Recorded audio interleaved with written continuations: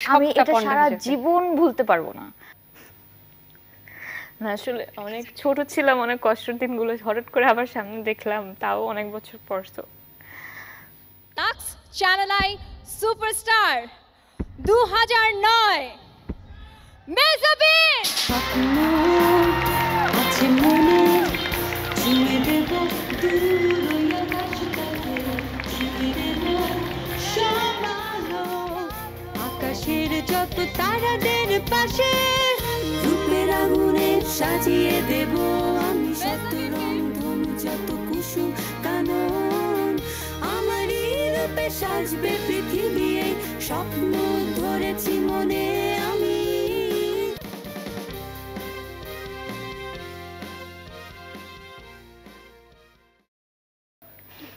এলএমই certified বিশ্ব সেরা কপারে তৈরি ওয়ালটন কেবলস, যা আপনার স্থাপনাকে রাখবে সব সময় নিরাপদ। বাহ, খুব ভালো একটা মুহূর্ত। আমি সরি, আমি ও আসলে ইমোশনাল হয়ে গিয়েছে।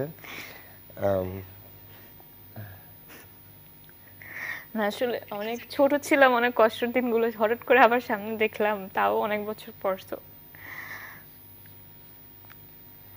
এটা আসলে খুশির এটা তো আনন্দ। আনন্দের, এটা ভীষণ আনন্দের এবং এটা সাফল্য আপনার, আপনার সফলতা। Thank you.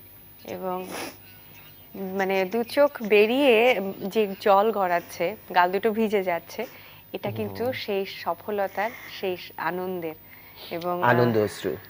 Ananda thank you so much.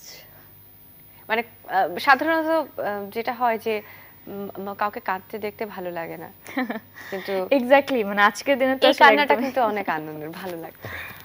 Thank you. এত বছর পর এই জিনিসটা আমি আমার কাছে আসলে এটা ছিল না, মানে এই ফুটেজগুলো আমি অনেকবার কালেক্ট করার ট্রাই করেছিলাম, বাট কখনো পাই নাই। আজকে এত বছর পর দেখার পর আসলে এটা কি আমরা তাহলে নতুন বছরের উপহার হিসেবে দিয়ে দেব আপনাকে? প্লিজ।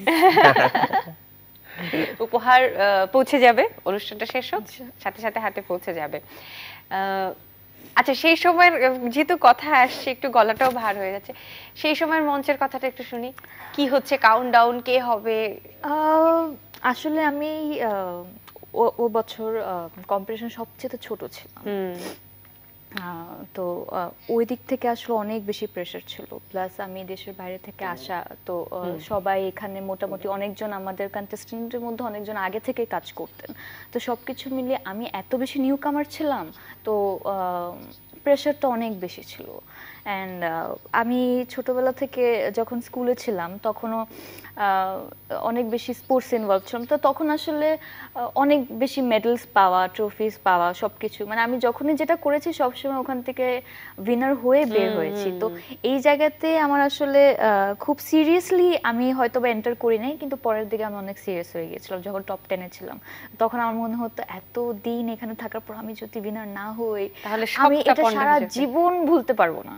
তো ওই জিনিসটা না ভিতরে এত কাজ করতো, বাট আল্লাহ আসলে আমার ইচ্ছেটা পূরণ করেছে। না, আপনি কিন্তু এখনো ভুলতে পারবেন না, মানে এতদিন থাকার পরে যে সফলতা আপনি পেয়েছেন সেটাও আপনি কোনোদিনও ভুলতে পারবেন না।